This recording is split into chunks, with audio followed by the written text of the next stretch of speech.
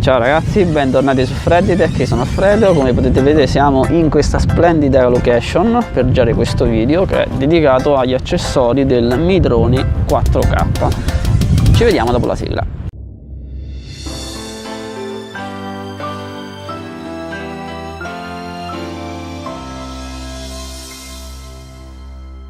Eccoci qua di nuovo ragazzi. Allora, il primo accessorio fondamentale, infatti è la prima cosa che ho comprato, è la borsa per il trasporto del nostro Xiaomi Mi Drone 4K, che è questa qui.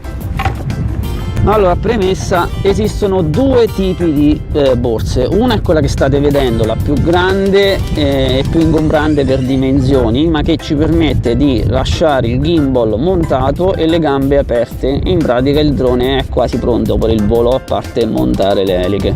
Un'altra tipo zainetto, che è molto più piccola, ma dobbiamo ogni volta richiudere le gambe e smontare il gimbal. E vi consiglio questo zaino perché l'ho provato in questi mesi e visto che in rete ci sono continue segnalazioni sul fatto che il gimbal ha problemi a smontaggi e rimontaggi frequenti, e quindi è meglio lasciarlo agganciato sempre e non smontarlo in continuazione, perché se montato male potrebbe staccarsi in volo e danneggiare cose e persone, e soprattutto potrebbe danneggiarsi il gimbal, che se lo andate a cercare come pezzo di ricambio per questo drone lo trovate all'incirca sui 200-220 euro, quindi fate quasi prima a ricomprare il drone nuovo.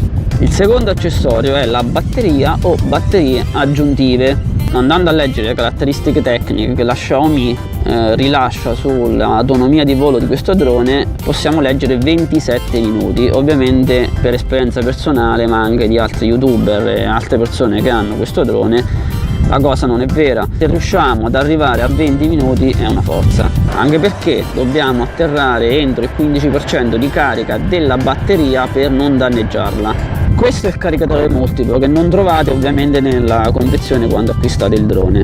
Questo prodotto ci permette di ricaricare contemporaneamente, e sottolineo contemporaneamente, 3 batterie, il radiocomando e un dispositivo aggiuntivo che può essere il tablet o il vostro smartphone. Potete dedurre da soli che questo accessorio è necessario a chi ha più di una batteria. Comunque, se non lo sapete, vi informo che per ricaricare anche una sola batteria con il caricatore che viene dato in dotazione, ma anche con questo, sono necessarie all'incirca 3 ore, quindi calcolate che con questo in 3 ore caricate 3 batterie con il radiocomando. Invece se avete il caricatore che vi viene dato in dotazione ci vogliono 9 ore per caricare tutte e 3 le batterie. Un altro accessorio fondamentale a mio avviso sono le eliche di scorta. È meglio avere sempre un paio di eliche dietro, perché sono come le gomme delle nostre auto, si consumano, quindi sempre meglio averne un paio in più. Parlando di eliche di scorta non possiamo non parlare degli O-ring. Questo è un accessorio che sicuramente nell'immediato non vi servirà, però col passare dei mesi ne avrete una necessità assoluta. Per chi non sapesse cosa sono gli O-ring, sono questi simpatici quanto utili anelli che si frappongono fra il rotore e l'elica. Non so se li vedete perché sono piccolissimi, ma l'O-ring è quella lineetta blu che vedete in pratica montata sulla basetta del motore. Gli O-ring servono per eliminare appunto quello spazio che si può creare tra l'elica e il rotore. In pratica possiamo dire che questi O-ring aumentano il ciclo di vita delle nostre eliche. Questi O-ring li potrete trovare in commercio da qualsiasi parte, ma i miei sono stati personalizzati da un ragazzo della mia città. Ciao Marco, ti ringrazio moltissimo per questo prodotto. Comunque vi lascio sia il link in descrizione e qui potete vedere il suo logo. Un altro accessorio che ci può essere molto utile, anzi è molto utile, è questo proteggi gimbal. In pratica questa cover, diciamo, per il nostro gimbal, chiamiamola così, ci permette di bloccare il gimbal nel nostro zaino durante il trasporto, cosa fondamentale. Un altro accessorio che sicuramente è meglio avere sono questi proteggi motori in silicone. Sono fatti apposta per il Mi Drone, come vedete li proteggono sia, diciamo, da agenti atmosferici esterni, che in questo caso potrebbero essere la sabbia, la polvere e via dicendo, e più anche da eventuali urti. Poi, prima di parlarvi dell'ultimo accessorio che è importante, vi parlo di questi altri due accessori che io li ho comprati per provarli, ma possono essere utili e meno utili, dipende dalle situazioni. Un accessorio è questo qui, sono degli estensori di segnale, non so se li vedete. Questi estensori di segnale personalmente li uso solamente per potenziare il segnale nel breve e nel medio raggio. Le utilizzo solamente nel caso in cui faccio partire il drone da una zona ricca di interferenze elettromagnetiche, come avete visto nel precedente video sulle modalità di volo automatiche. Se ve lo siete persi vi lascio il link qui in alto a destra. Adesso vi mostro come vanno montate. Le dovete inserire in questo verso qui e spingere.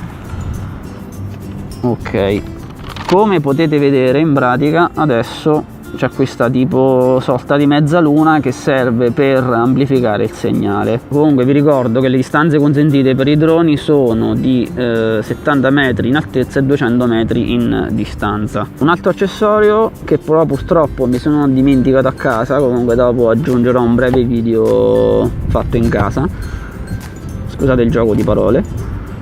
Landing pad è una base da cui poter far partire il drone quando vi trovate in posti o sabbiosi o ricchi di polvere. L'ultimo accessorio che vi mostro è una scheda micro SD.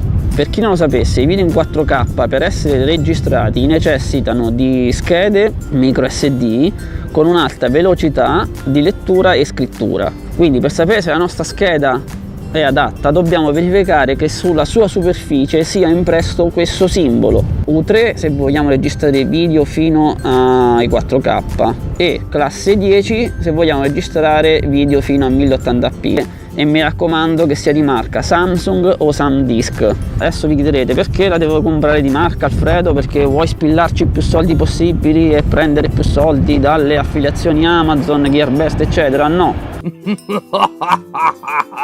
ve lo consiglio perché uno, se prendete diciamo le schede micro SD che non sono di marca, non è detto che in pratica quello che i simboli che ci sono sopra indicano le effettive caratteristiche tecniche della scheda.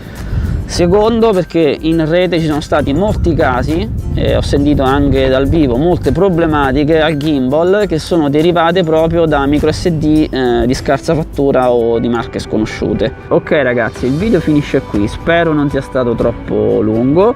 Vi lascio come al solito i link in descrizione per acquistare i prodotti che abbiamo visto. Se vi è piaciuto il video mettete un mi piace e se volete iscrivetevi al canale. Ciao, ci vediamo nel prossimo video.